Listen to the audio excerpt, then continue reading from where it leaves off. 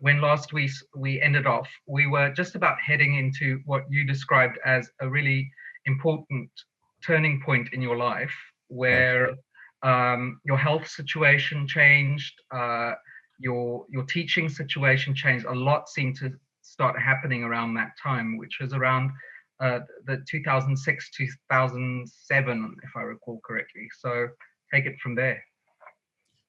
Yes, we can probably, I probably start with the events of 2007. In terms of my family situation, my son was in his last year of high school. He ended up graduating, and it was either May or June of 2007. A variety of different things were happening in terms of teaching. I had allowed myself to get drawn more and more into teaching. So at this point, I was having my weekly Uposatha days, that there was a growing group of people, including not only the students from Diamond Mountain, but other people from the radius of approximately 100 miles surrounding. This was sometime in this period that I began teaching at Tucson Community Meditation Centers on Thursday nights.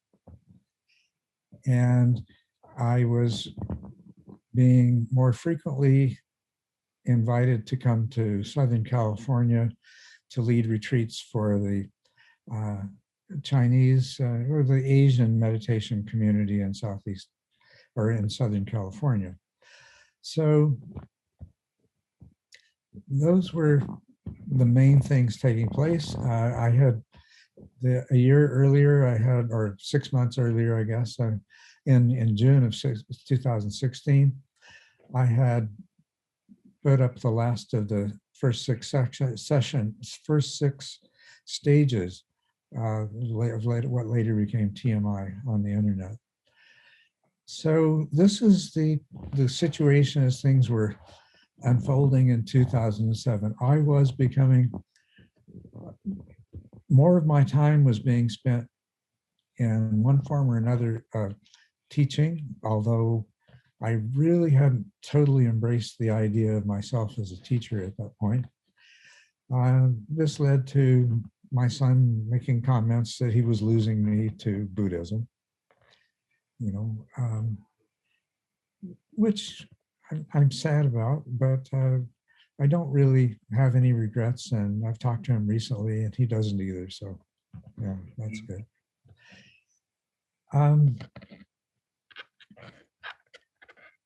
We had decided to move the meditation yurt. It was adjacent to the yurt that we were living in. We were using the straw bale house that we had built to live in 2000. Ever since then, we've been using as a bed and breakfast, and which was our source of income, what we lived on. Decided to move the meditation yurt with the library in it to another more secluded location on the property. And we had no means to do so, but we were doing a lot of discussion.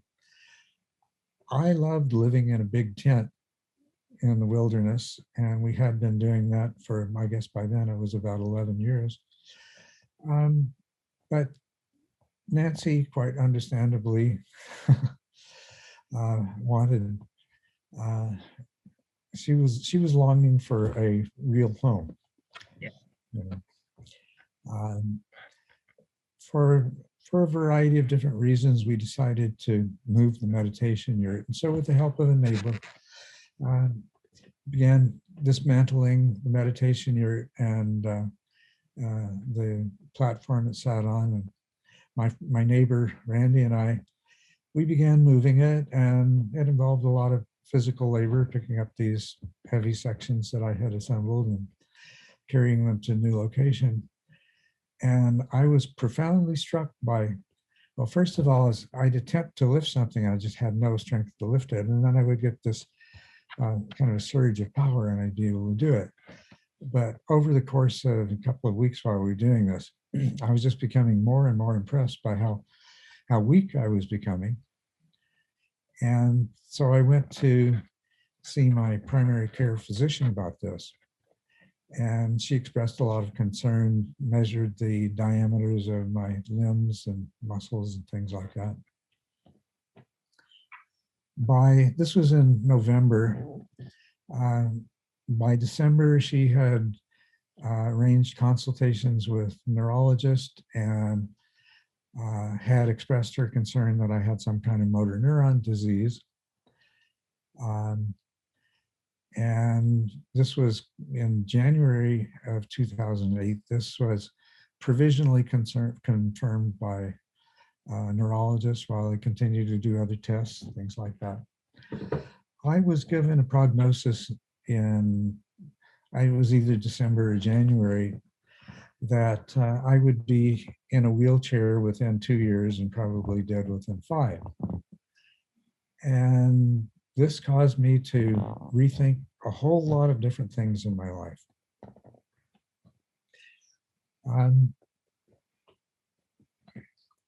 First of all, the reasons that I had allowed myself to become drawn more and more into teaching were realizing what a great vacuum there was, and the knowledge and experience that I had, which really needed to be shared. So, I put these things together. In a wheelchair in 2 years, maybe dead in 5. Realizing the importance of what I had to offer. And of course, this was very conducive to my, I was under pressure to do more from several different directions. The other thing is that I had been traveling 5 hours to where my parents lived in Camp Verde, Arizona, and doing this every 3 weeks to a month to help them out with various things. They were getting older. And I could see that, just what was happening to me at the time, that I wouldn't be able to do this very much longer. The weakness that I was experiencing was progressing rapidly. By January, I was starting to have, when I walked, my feet would flap instead of, being able to take a normal step. And I was used to doing a lot of very long hikes and things like that. And I was discovering that I was less and less capable of doing things that I was used to. I was more likely to stumble on rough terrain than I had been in the past, which limit my outdoor activities seriously. And of course, my ability to drive to my parents to look after them. Nancy was aware of this provisional diagnosis and the prognosis.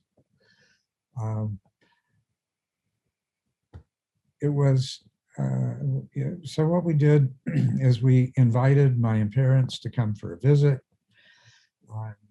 I explained to them the situation, that I wouldn't be able to come and assist them as much as I had in the past.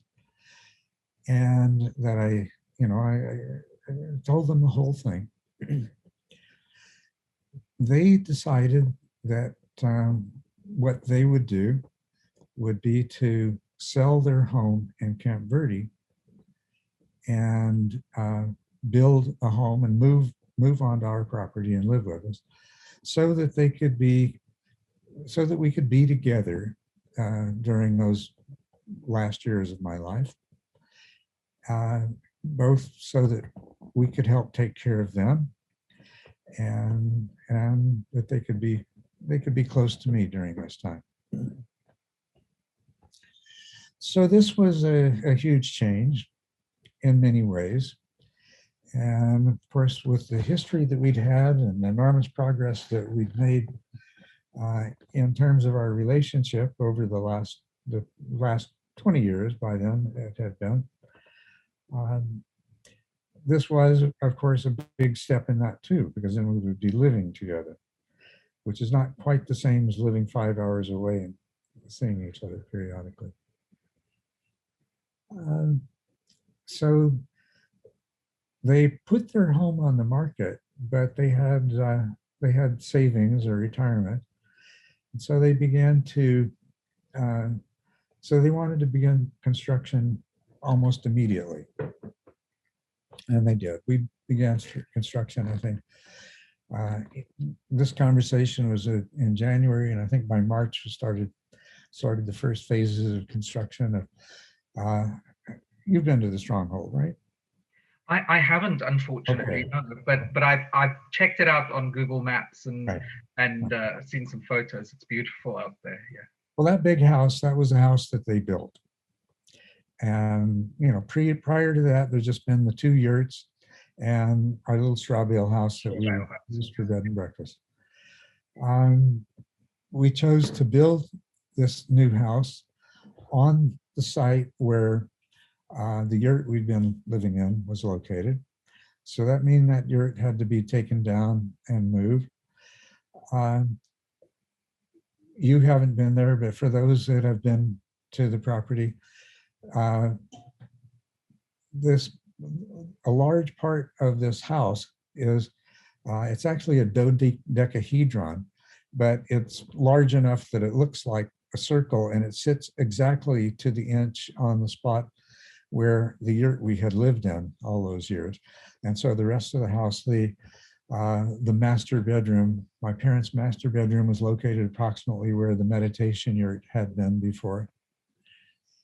So we had to move. We moved into, you know, the straw bale house that we were using as a bed and breakfast accommodations was divided into 2 parts. So we moved into one of those 2 parts. Now this meant that we moved into the larger of those 2 parts, which had rented for more money. So we now had only one bed and breakfast unit plus the teepee that we had been renting out to use for as a source of income. Although we had it in mind to, when we moved the yurt that we were living in, that would become bed and breakfast rental accommodation. And the teepee that we had been renting out was starting to age and develop problems, and I no longer had the strength to do repairs and lower and raise a teepee. It was a 20-foot diameter teepee, and the canvas covering was very heavy. And I no longer had strength. So we were going to move into half of our B&B accommodation. We were going to shut down the yurt, or shut down the teepee, move the yurt, and rent that out in place of it. This meant that we had a significant decrease in our income to live on in order to make space for my parents to build this house. Something that had been taking place concomitantly with this is that I had been getting a lot of encouragement from people in the Southern California Chinese Asian community to create a nonprofit. And they were primarily interested in this because they wanted me to be more active in teaching. They wanted me to do more. They quickly apprised themselves of the fact that we were living on next to nothing. We were basically living on the overflow from the bed and breakfast operation. And it was clear to them that, well, even, you know, even to go to Southern California, we needed to be able to afford that. They wanted to be able to provide money for that, but they wanted to get a tax deduction for the money that they provided for that. Now, that's something else that we talked about, and we can come back to some other time. But this was the first time that I really had to confront this, like money in exchange for leading retreats and Dharma and so forth. But we won't go into that right now. These things were all happening at once. So I was getting more involved in teaching. Now I was in the process of forming a nonprofit. Our income from the bed and breakfast was being greatly reduced. By the way, another part of this is I had always been playing a very active role in the bed and breakfast operation. If I was going to be incapacitated, obviously I was going to be able to play, I was not going to be able to do as much. Not only that, if I was looking at increasing the amount of teaching that I was doing, I would not be able to play as large a role in that. So this fit into, here we were decreasing our business and the income from it. And that was a necessity, both because of the change in my health and because of the decision to do more teaching. It took a while to get that nonprofit in place. We chose not only to make it a 501c3 nonprofit. Now, you're from Canada, you may not know the implications of that, but there's not-for-profits and then there's nonprofits, and getting the 501c3 designation approved by the Internal Revenue Service it's a big deal. With the encouragement of this Chinese accountant who had set up many nonprofits himself, he wanted us to go for church status. And so that involved even more preparation, paperwork, red tape, whatever you want to call it, and time. We did eventually get this set up as a nonprofit. And in exchange for leading the retreats in Southern California, that community was starting to provide a flow of income, all of which went into the nonprofit. And the nonprofit could pay for travel expenses and things like that. So it could allow me to do more.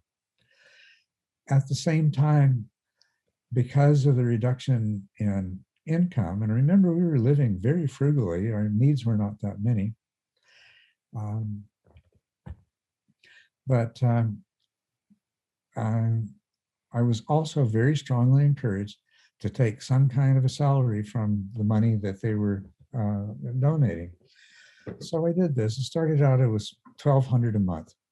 But that $1,200 per month made a huge difference with the other thing is the treatment. My medical treatment was another great burden that was coming on. Some of these people also, began to subsidize my treatment. They would do this more or less directly, which was greatly appreciated. It made a huge difference. So together with more teaching and all of these other changes in our life, my parents building a house and coming to live with us and things like that, there was also this change where I was now, I was about to say I was now being paid for for the Dharma work that I was doing, but it was more like the changes in my health and lifestyle were being subsidized by these people using the Dharma Treasure nonprofit church as a vehicle for doing that, which had been their intention originally, but that was before they knew about my health problems and these other dramatic changes in our lifestyle. But it all fit together. Like another thing, one of those little miracles, like it was meant to be. Like nobody sat down and planned this out, but if somebody had sat down and planned this out, they couldn't have planned it out better, right? So, but this was a big shift for me. I was not only teaching more, being thought of as a teacher, but I was also living off the avails of my teaching and having my students pay for my medical care. Huge changes. Well, my parents completed the house and they moved in by the end of 2008. During 2007, I deteriorated rather rapidly over the first few months. But by the summer, the neurologist that I was seeing began to question the fact that my condition hadn't deteriorated as much as was expected. There are other things that were a bit anomalous. People started telling me about Lyme disease, and that Lyme disease mimicked motor neuron disease in some people, where the Borrelia infected the nervous system, got into the spinal cord. I had been having severe muscle spasms for many years, probably a decade before this happened. I've always been a very active outdoors person in many parts of North America. And, it was later when I was diagnosed with Lyme disease, I also thought they probably had it for many years before the symptoms began to manifest. To give you an idea, for the previous decade, I had dozens of severe muscle spasms every day, some of them so bad, if I didn't know better from an anatomical point of view, I swear my muscles were going to break my bones. This would happen to me in sitting. And some of the things that I taught about dealing with pain in meditation came from the fact that I would be in the middle of a sit and I would have really severe muscle spasms happening mostly in my legs, but sometimes in other parts of my body. And so I had lots of opportunity to learn about about pain and discover ways to deal with them.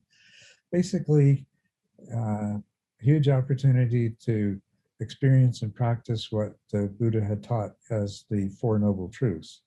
The first two of those in particular.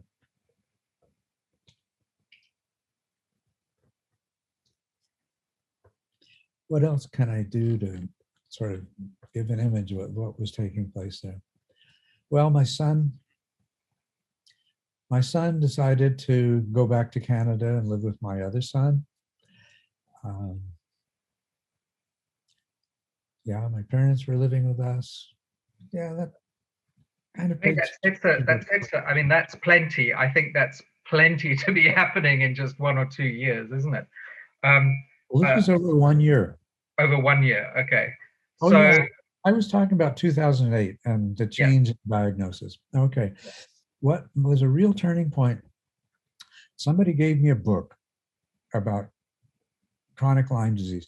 Now you have to understand, I used to teach pathology and I had taught about Lyme disease, and what I knew about it was just what the standard medical version, the version that was approved by the the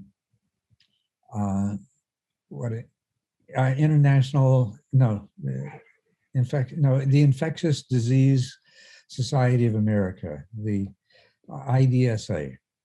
And according to them, there was no such thing as chronic Lyme disease, that it was an acute disease that was easily treated with antibiotics. But what I was being informed of and given reading material and DVDs and things like this is that there was something called chronic Lyme disease, which developed in people that had been bitten by a deer tick and infected and not treated as an acute, which seemed to fit my circumstances perfectly when I thought about how many years I'd had these, what were basically symptoms of motor neuron disease, which I had been aware of and ignored because they never seemed to get worse. But then I read this book that I was given. There was a chapter which was written by a neurologist who lived in Denver, who had been diagnosed with ALS, the same as I had been. And on his bucket list was a safari to Africa. And so his friends and family arranged for that. Now, to protect him from malaria, he started taking an anti-malarial drug a month or so before the safari. and continued it into a month or so after.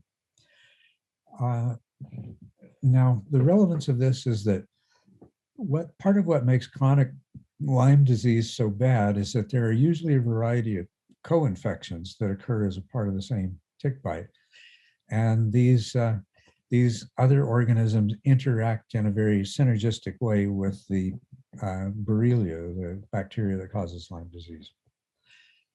One of the most common co-infections is a red blood cell parasite, and would be affected by the same medication that's used to prevent and treat malaria. Anyway, back to the account. What this neurologist who believed he had ALS and was dying from it experienced was that by the time he got to Africa, he was able to do things that he hadn't been able to do for a very long time.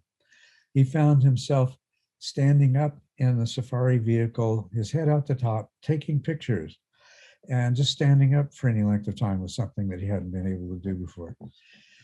Now, some of this, at first, he thought, well, maybe it's just, this is novel and exciting, and I'm somehow drawing on reserves I didn't know I had. But after he returned, a lot of his symptoms just seemed to be seriously abated in all kinds of different ways. And then when he went off the anti-malarial drug, they began to return. So that was when he became interested in discovering what might this be other than ALS. Anyway, his whole story, I resonated with so much, the description of his symptoms and things like that. And of course, this is about the time that I was being told that for some reason, my motor neuron disease wasn't progressing as rapidly as it was expected to. And he recounted how he discovered that he had Lyme disease and chronic Lyme disease, that he had a version of it called neuroborreliosis, where the Borrelia invades the nervous system and produces the symptoms of motor neuron disease. And this was just, all of this just was too much like I had experienced. I decided to get tested and turned out to be positive for Lyme disease. And so I began to be treated for Lyme disease, and the diagnosis of motor neuron disease was left behind. So now you have to understand too that chronic Lyme disease is very difficult to treat. A lot of people never recover. Some people seem to, and then they relapse and so forth. So the prognosis was better, but it wasn't exactly good. But the betterness of it that was sort of the main thing that I took to heart. So I figured, well, if this can be treated, if there's any hope, I had already decided that when I had motor neuron disease that I wanted it to be the same version that his name was on the tip of my tongue that slipped away, the physicist who lived for all of those years with Stephen Hawking. Yeah, Stephen Hawking. Yeah. Yeah, I wanted to have the kind of Lyme, the kind of motor neuron disease that he did. We've covered so much there that I'd like to go back and unpack, and I don't know whether we would have time, but I think you've laid out. Let's go back and unpack. Well. Yeah. I think. So first of all, just I've looked a little bit into Lyme disease, and I'm speaking to a friend of mine who's a doctor in Australia, and it is strange how the disease is kind of a controversial one in medical fields.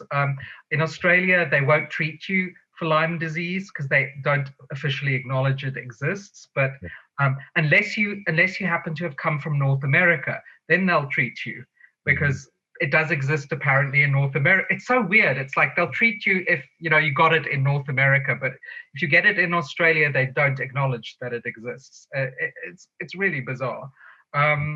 I think the other thing that you mentioned and why I looked into this is you once mentioned neurological Lyme disease. Is that different than, are they different kinds of Lyme disease or?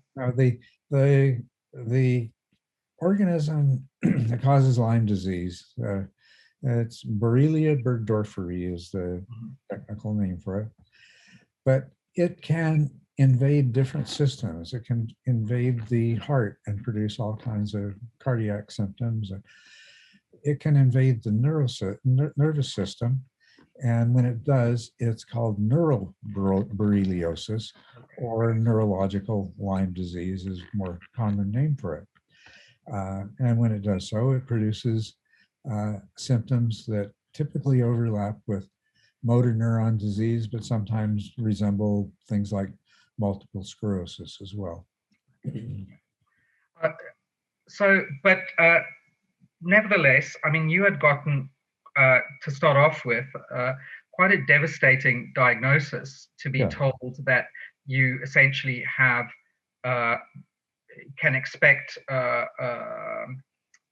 that your condition would deteriorate quite rapidly, and that you probably don't have very long to live. And they had diagnosed you with ALS, is that right?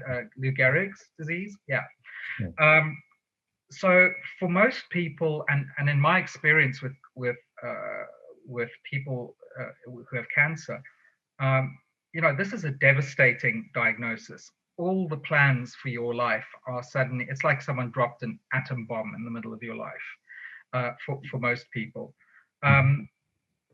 Could you help me understand what getting that, what it was like for you on sort of an emotional level, what it was like for your family, how did this diagnosis affect you as someone who had this quite profound meditation practice, and how it might be different from sort of the average person who might get that same diagnosis? Well, yes, I was, excuse me, I was coming from a very different place by then as a result of my practice and so forth. How old were you, by the way, when you got the diagnosis? How old was I? Well, it was, we're talking about December of 2007, 55, 65, 75. I would have been 62, going on 63. And you've mentioned this before, you'd had really quite remarkable health up until that point, right? That's right. Extremely good health. Yes. So, that's almost a double blow in a sense, because some people, who have had various illnesses throughout their life or never had really good health, it's something that is perhaps not less devastating, but something that you've learned that you can cope with over the years. So, but people who are incredibly healthy who then suddenly get a really devastating diagnosis, it can often be even more, affect them even more deeply. Yeah. Well, I didn't experience that. And to tell the truth, my reaction to, well, first of all, just believing that I had some explanation for what I was experiencing was better as far as I was concerned than not knowing. And when I was told that this was probably the case and this was the prognosis, my experience at the time was, okay, it is what it is. So what do we do now? And my primary concern, my primary response was in terms of the practical. Okay, what am I going to do about my family, my parents, living conditions, living situation? I'd already spent all retirement funds, or the funds that should cover somebody in a situation like this, in order that we could buy that property and live in the wilderness. And I had been played a very major role in supporting my family, as any responsible male adult would. and I could see that I wasn't going to be able to do this very much longer. I had started teaching, and what was I going to do about that? And so I was primarily concerned with the practical ramifications of this, what to do, needed to sort things out with my parents, with my wife and my son. Needed to decide what I was going to do about all these different things. That was primarily where I was with it. That and just dealing with my deteriorating condition. Over the next few months, certainly by February, March, I had I couldn't get up from the meditation cushion without assistance. I had difficulty getting out of a chair unless there was arm support, and I could, use my upper body strength to push myself up. My ability to walk was deteriorating. I told you about having the sort of flapping feet when I walk, and being very unstable on irregular surfaces, and I was finding the distances I could walk was diminishing rapidly. I started carrying a cane. All I used was a walking stick that I'd gotten from a holy man when I'd been in India the year before. I can tell you the story about that. But yeah, I was using a stick to walk with. I was sorting out the practical ramifications and dealing with the new problems that were arising on a fairly regular basis as my physical condition diminished. I didn't experience, I know, I'm well aware what kind of reactions would typically happen in those circumstances, but they didn't happen to me any more than they happened to me with my cancer diagnosis or with the things that happened a couple of years ago. How would you relate the way that you experienced having this difficult news, or this whole basically a rapid change in the trajectory of your life and your plans? How much of your reaction, or how would you tie that to your meditation practice? 100%. I was in the mode of being able to accept without resistance whatever the reality was that I was being confronted with, and to follow that up with, just what can I do? What should I do? What's possible, what's not, what's reasonable. It almost sounds like the ideal response to a situation like that, right? Which is acceptance, and then getting on with what needs to be done in practical, doing what one can do, and not worry. What is it? The one that we like talking about, the serenity prayer, right? Yeah. Putting that into practice. Yeah, change the things you can do and accept the things that you can't, and have the wisdom to know the difference. Right. And a whole lot of emotional reaction clouds your mind, obscures you. You can't tell the difference, and the things that you choose to do are often unrealistic and inappropriate. Much less the non-acceptance can paralyze you. Yeah. And you're not even able to do the things that you can do. Right. It does remind me, sort of as an object lesson of the the famous arrow stories in Buddhism. Yes. Right. Exactly. So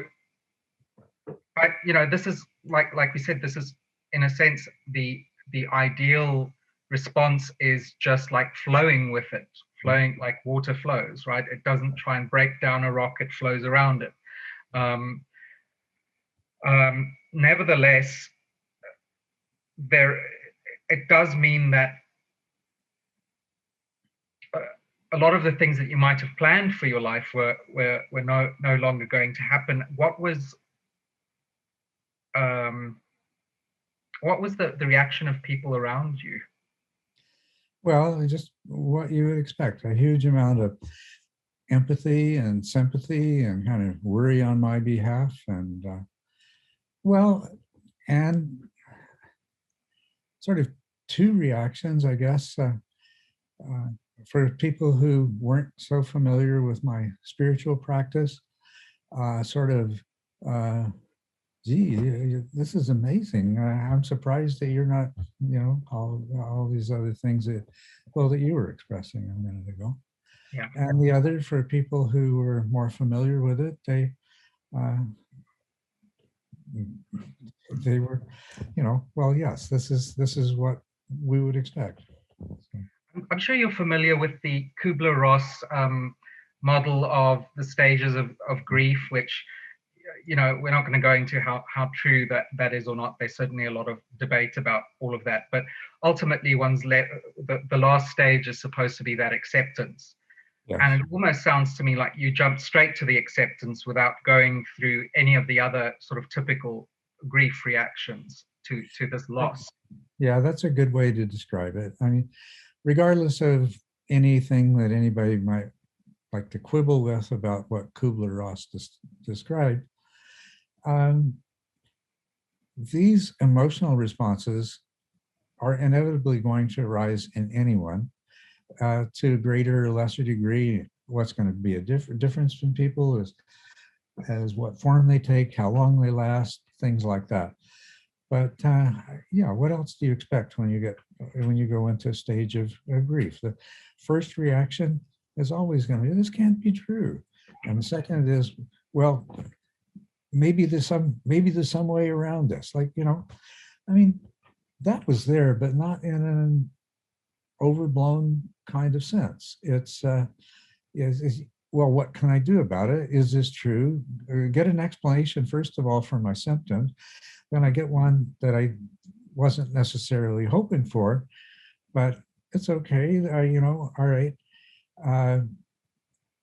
Bargaining in the sense of, well, is there any treatment at all? And of course, I looked into that and I researched it, and I heard about some, in any kind of chronic terminal disease, there's a huge number of people with their own pet theories and alternative treatments and all this kind of stuff.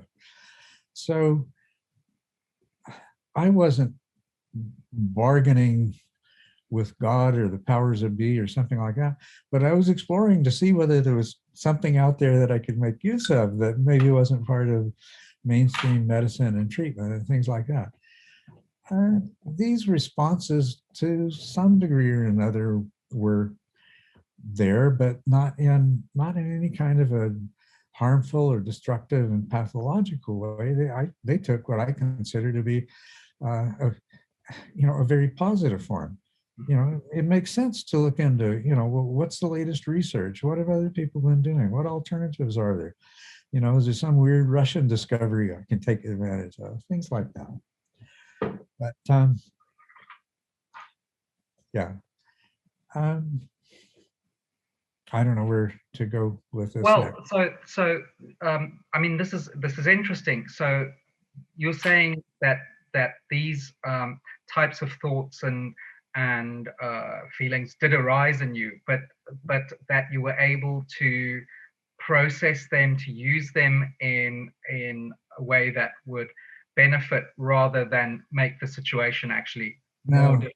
Let me describe it differently. Okay. In retrospect, I can look back and I could say, oh yeah, this wasn't totally absent.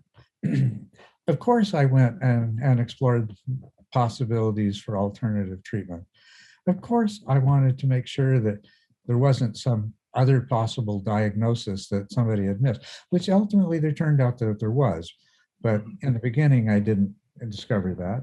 But, I can look back and say, I asked myself the question, other people asked me the question. You're not the first one that said, well, didn't you have a typical grief response? And when I thought about it, I said, yeah, I did, but I didn't notice it at the time. I didn't experience it as such. I didn't feel it that way. It's only looking back I can say, yeah, I did those things. I did what you would expect somebody to do going through those changes. And I can say, having had the opportunity to go through those reactions enough different times, I can tell you, I'm absolutely certain that there's not a human being on the face of the earth that is not going to have certain fundamental kind of responses but they're not going to take the kind of form that Kubler-Ross was describing. They're going to take a much more, but some of them are going to take a much more mature and reasonable form. But, you know, if somebody steps on your toe, you're going to move your toe. It doesn't matter who you are. Yeah. And that's what I consider these basic reactions. While we're talking about grief, my mother died in 2012. My father died in 2016. And when you're talking about grief, when I see people in grief, there's all this pain. A lot of the pain originally is their loss. Whatever role the person played in their life, they were losing, and their grief was all about their loss. Then they would go through a period where anytime something reminded them of their lost loved one, it would bring on this wave of sadness and loss and regret. But as grief reached a much more mature stage, anything that reminded them of their lost one, they would remember how wonderful they were and how lucky they were. And, you know, it would become a positive event, not a negative event. And I would say the same things happened when both of my parents died. Uh, and I've had other situations in recent years that would produce grief. But that's the thing. Yeah, I've gone pretty much straight to that level of acceptance where, you know, for me, you know, I have led ceremonies for a number of people in my community that have died. As a, you know, there's a lot of respect for me as a Buddhist and a spiritual person. And so when people in the community have died, I've not infrequently been asked to hold, and what I call it, I don't do memorials. I do celebrations of life.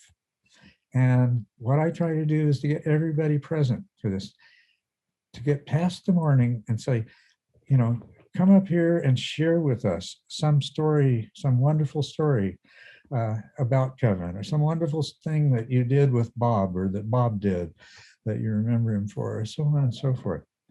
And that's, of course, what I did for the services for my mother and my father, is I tried to bring everybody to this place of, let's celebrate how lucky we were to have had this person in our life. Let's not worry about the fact that they're gone now.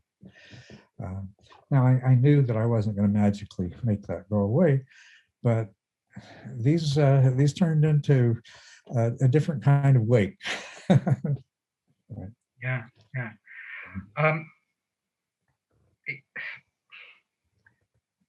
How do I ask this? I suppose to sort of go back a little bit to, and we will definitely, I do want to go back to your parents at some stage as well, but when you received this news about your health, and you did have these, you look back now and you say, retrospectively, I can say that I did have some of these reactions, but I didn't notice it at the time. It sounds to me like what you're saying is that you didn't have the negative valence that comes with those particular reactions, right? That's right. So to put it in Buddhist terms, you were not experiencing the dukkha of those That's right. things coming up. Is that right? Yeah. That's right. There's absolutely no reason for the dukkha to be there. And if you get right down to it, you look at the Kubler-Ross's stages of grief. I don't know if I remember them correctly and in the right order, but I believe the first one is denial. Well, Right. when somebody tells you some terrible thing has happened, isn't anybody's first reaction going to be, are you sure? Mm-hmm. Maybe there's a mistake, isn't it?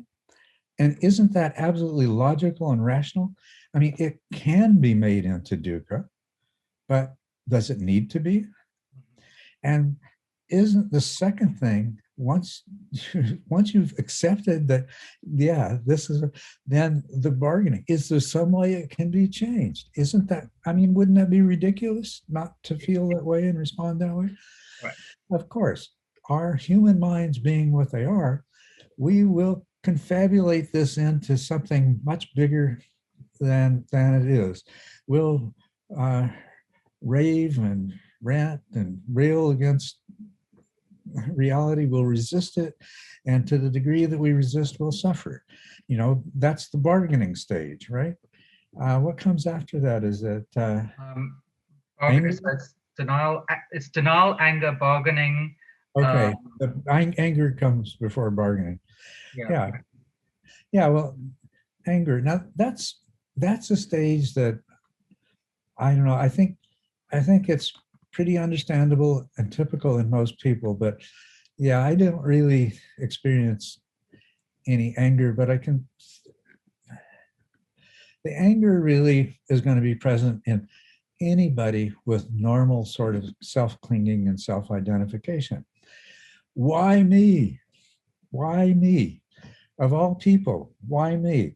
I don't deserve this. This is wrong. This is not just. Well, of course, that's nonsense. Everybody gets sick with something or other. Everybody dies. You know, everybody loses someone. Like the Buddha asked the woman carrying the dead child to go, get a mustard seed from a house where no one has died. The anger, I guess, is one stage of death and dying that nobody ever needs to, or grief that nobody ever needs to experience, because that arises purely from non-acceptance and self-attachment and things like that. So that doesn't have to happen at all. But I believe the last stage then is acceptance. And I know there's one other one, depression, and then acceptance. Depression. Yeah. Yeah. Well, I guess the depression kind of falls into the, it's similar to anger. Yeah. I think what is going to happen in anyone's mind is that there's going to be, yes, this really is happening. No, I can't negotiate my way out of this. And there is whatever can be done and things like that. There is a lot of energy that goes into the quest for the answers to those questions. I spent hours on the internet finding out, whether or not there was something that I could do, or some new research or something like that. And after a period of expenditure of that kind of energy, it only becomes depression if there are other factors leading to that. Like, I've always found that depression is totally self-referential. Depression is all about me, poor me, woe is me, I'm bad, I'm evil, I deserve this, no matter what form it takes. It's all about me. There's nothing I can do. Or I'm not going to be here to watch my children grow up. I'm not going to experience all the beautiful ideas I had for my life. My dreams are dead. What's normal and to be expected is prior to entering into the stage of complete acceptance is going to be just this letdown and energy. Okay, I've done everything else I can do, and now, now that there's nothing, that's not depression. That's just the place where depression can move in a mind that is predisposed to resisting what's happening and predisposed to entering into this self-referential, woe is me kind of thing. If somebody's not predisposed to doing that, then it's just like, well, okay, now, rather than I've exhausted all these other things, time to sit down and collect myself and move into, well, it is what it is. I've satisfied myself. It's not a mistake. That's basically, I wonder whether there isn't when we talk about the acceptance stage, whether there's a sort of a healthy acceptance that you were talking about, which is, okay, well, I'll get on and do the things I can do. And then whether there's a sort of an unhealthy acceptance that's just resignation, like, oh, well, this is going to happen, I'm going to die. And that there's not really, it's a kind of giving up. That giving up, that would be a variant of what we were talking about as depression. Yeah. And it might seriously delay, or I don't know, in some cases even prevent getting to the place of true acceptance. Mhm. But it's just wallowing in woe is me that, and it's not real acceptance. Real acceptance is, well, Real acceptance. Yeah. Now, I we're not accept saying, that I had a working body before, and now I have to accept that I don't. right.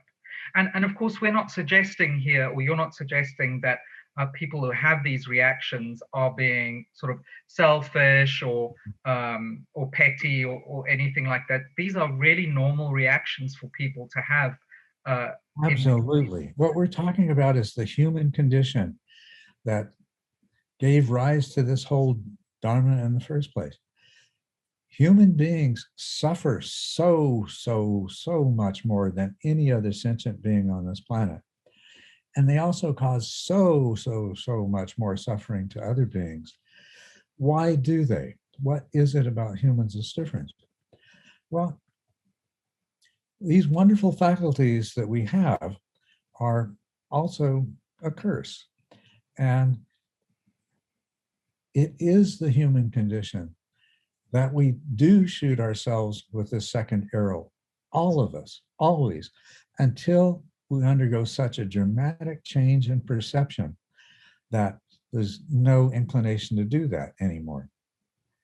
And all, quote, normal human beings, no matter how pathological they may be in other ways, it is part of being a human being to have this reaction, to create all of the suffering through resistance. Why? Well, there's quite a few explanations.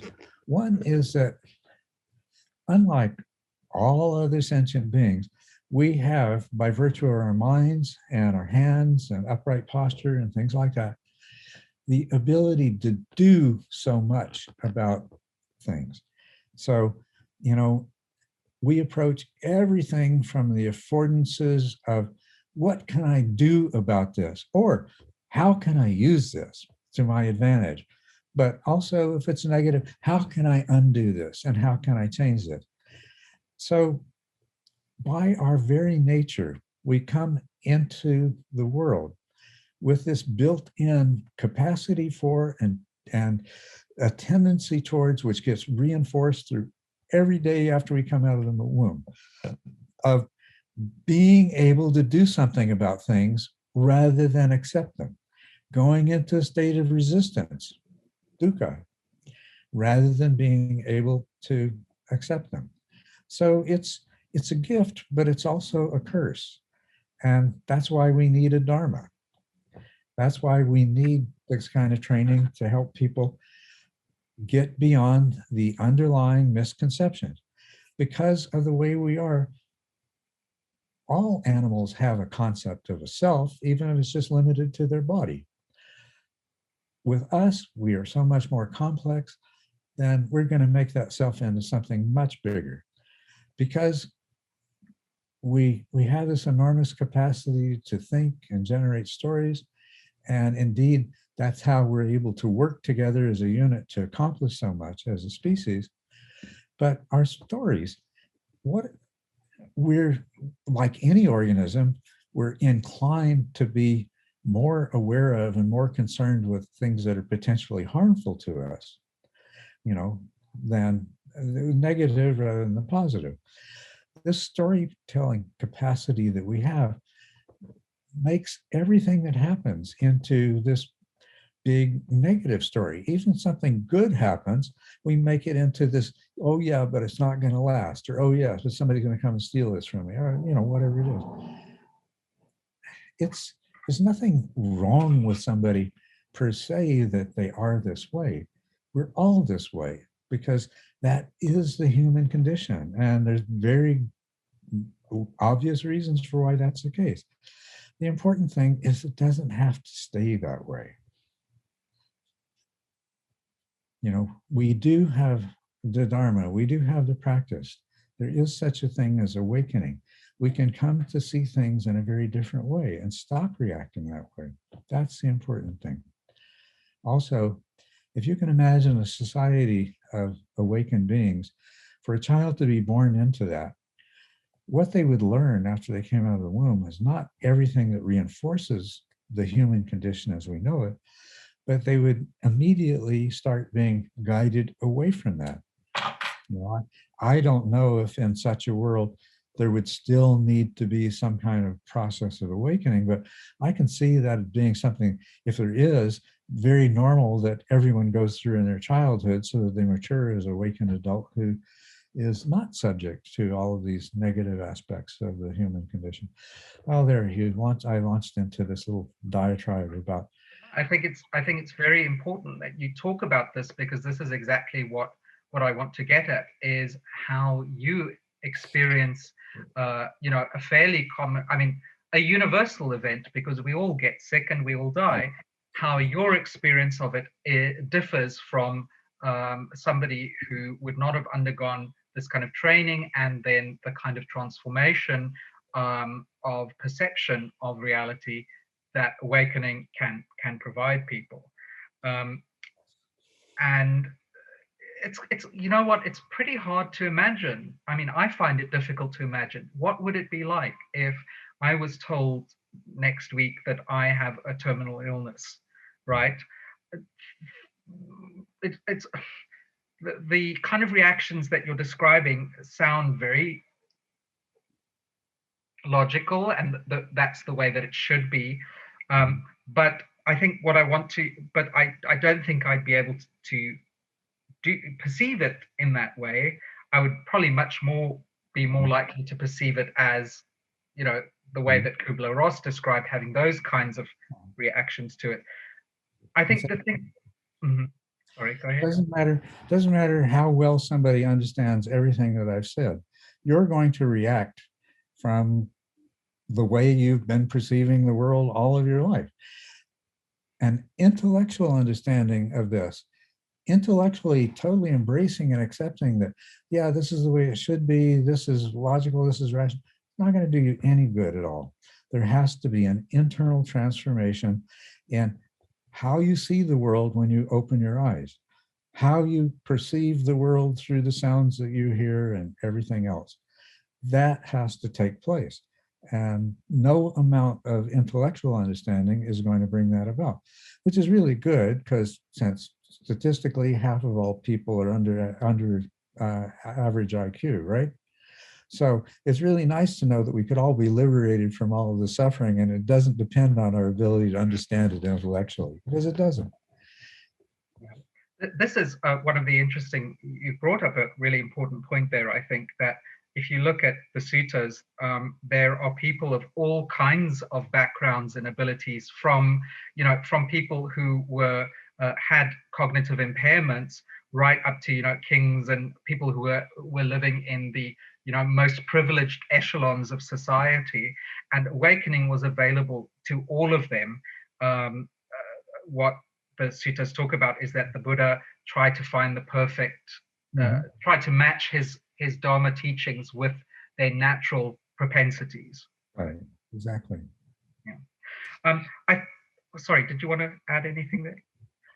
So I think, I was talking to a family member of mine after the discussion. Remember when I asked you, you said you were going for a biopsy, and I said to you, how can you talk about it with like a smile on your face? And you said, other people have commented on that as well. Mm-hmm. And this family member of mine said, I said to him, I really think that Culadasa is not experiencing his situation with suffering. Mm-hmm. I think he really is quite okay, and that he is able to smile. And this family member of mine just said, well, no, I don't believe that. He's just being stoic. He's just putting on a brave face for other people. He's in a position as a teacher, and with a lot of people, he has to put on the best side of it. So what is the difference between, because I mean, I've seen that with cancer patients as well, people who put on a very brave face and just make the best of it, but they are clearly still mired in a lot of suffering. So what is the difference between stoicism and putting on a brave face and all of that? The stoic attitude, which I think is what people could misinterpret Right. your explanations at. Would you be able to comment on that a little bit? Yes, I mean, that the thing that's obvious is that even in Stoicism, I mean, you may have learned to manage your suffering, but the suffering is still there, right? And not only that, I think there are always limits to anyone's ability to maintain Stoicism, right? It's you're doing something that, is really, it is in itself a resistance. Yeah.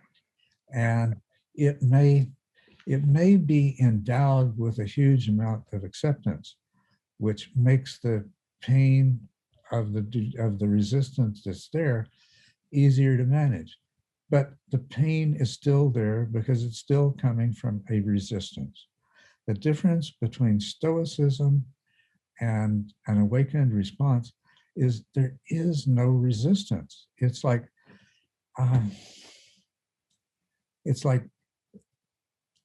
the unshakable conviction that absolutely everything is perfect the way it is. Now, this, of course, is going to produce all kinds of reactions like, how can you say that? There's all this terrible. I'm just talking about the subjective experience of it is as though there was no question that everything is absolutely perfect the way it is. And it would be wrong for anything to be different than the way it is. Now, of course, the thing is that everything really is perfect in this moment, basically because there's nothing you can do about it. It's only in the next moment and the next that there's any latitude for things to be different anyway. So, but yeah, a Stoic accepts so that they can tolerate, but even their acceptance and their toleration, well, I'll give you an example. It's like people learn that by focusing their attention on pain and just accepting it for what it is, it doesn't bother them so much anymore, and they can manage it. But hidden in there is the next time they do it, to do that is accepting it and not resisting it will make it go away. And that is a form of resistance. So to the degree that that creeps in, they're going to find it harder and harder to just put their attention on the pain, work on accepting it, and have it go away, because there's this huge expectation that by doing this, it is going to go away and it is going to be resistant.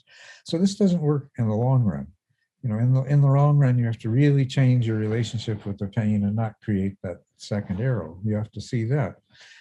But the same thing is true of Stoicism. Its limits are that you're still really trying to avoid something. You're really resisting something, even though you may be doing it in a way that most of the time spares you a lot of the suffering that other people do.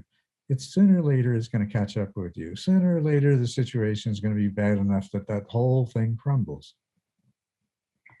It seems to me, and I think, there's a lot to explore here still. I really have a whole bunch of follow-up questions that I'd like to ask next time that we get together, if that's all right for you. But essentially, the sense that I get from you is that Stoicism takes work. It takes an active manipulation of what's going on in your mind and your experiences, whereas awakening sounds to me from your description that it's an effortless kind of true acceptance. Yes, that's a good way to put it. Put it this way: non-acceptance doesn't arise. Legitimate questions like, is the diagnosis correct? Is it true that there is no treatment? Those are legitimate questions and worth asking, but they don't presume that this any kind of non-acceptance or resistance. It's a practical response.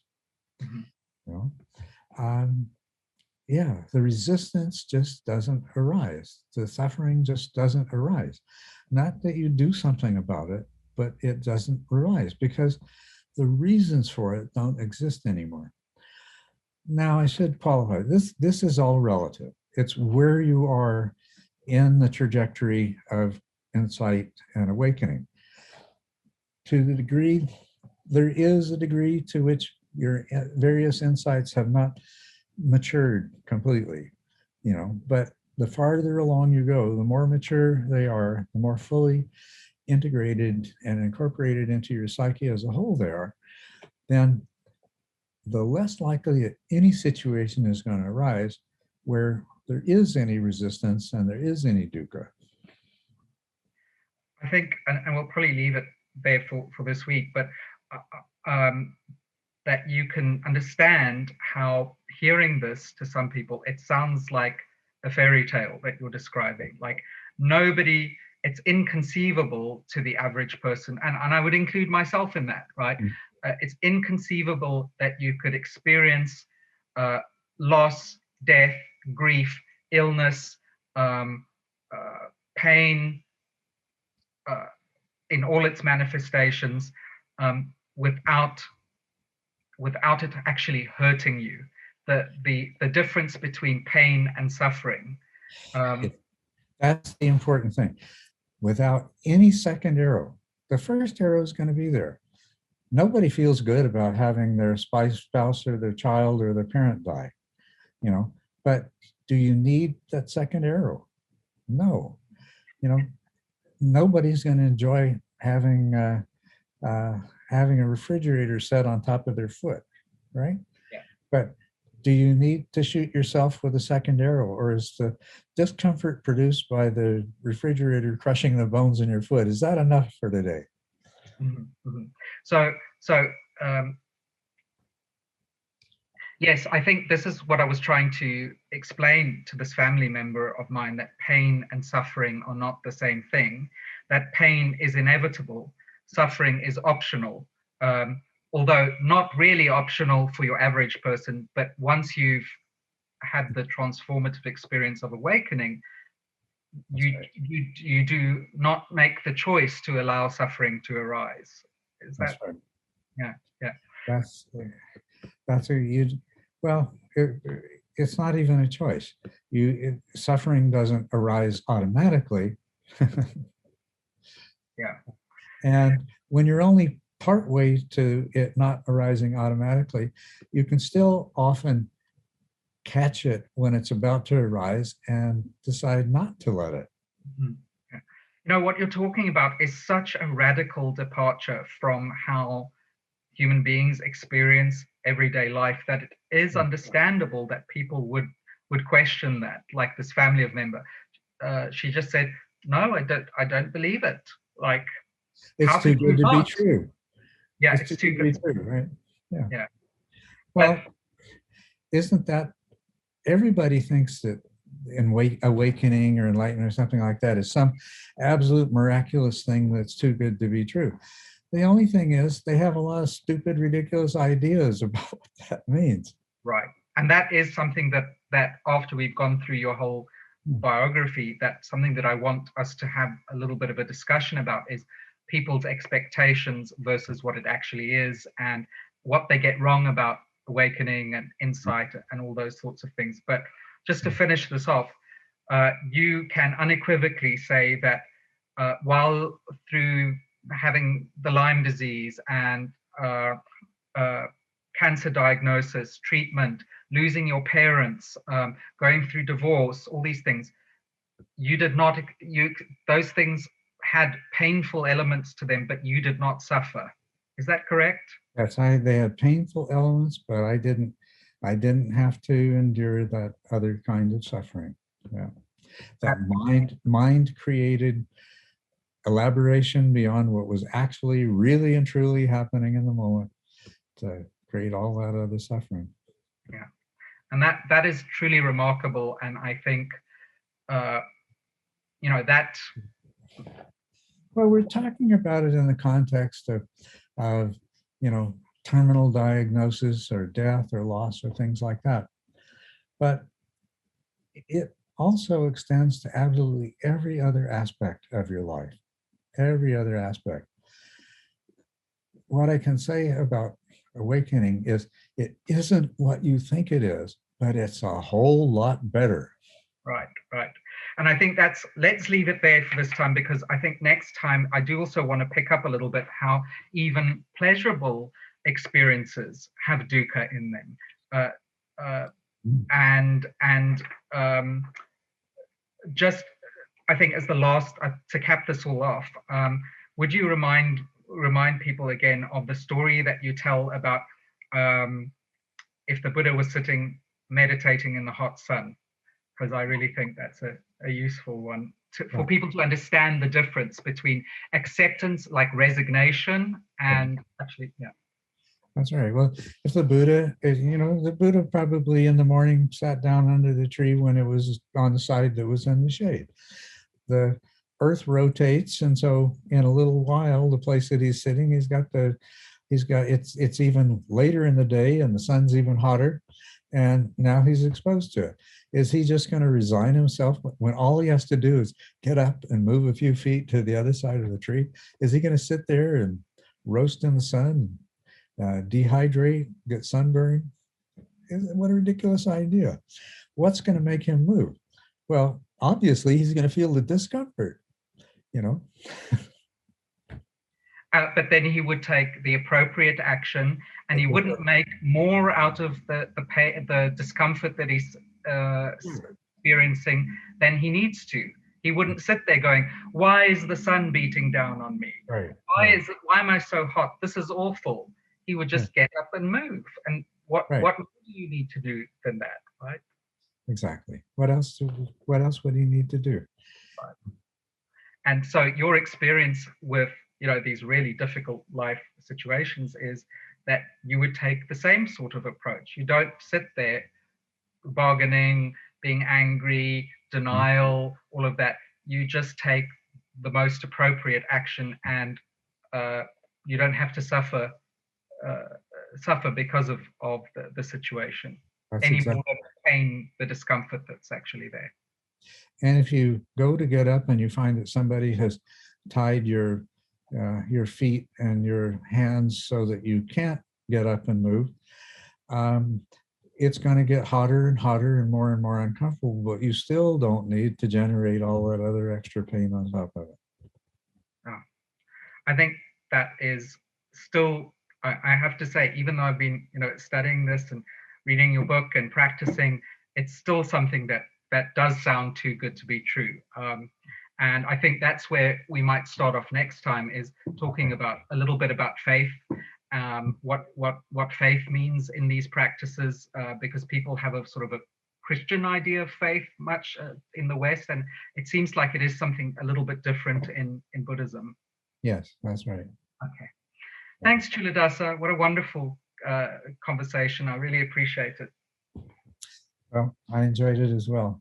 I'll stop the recording.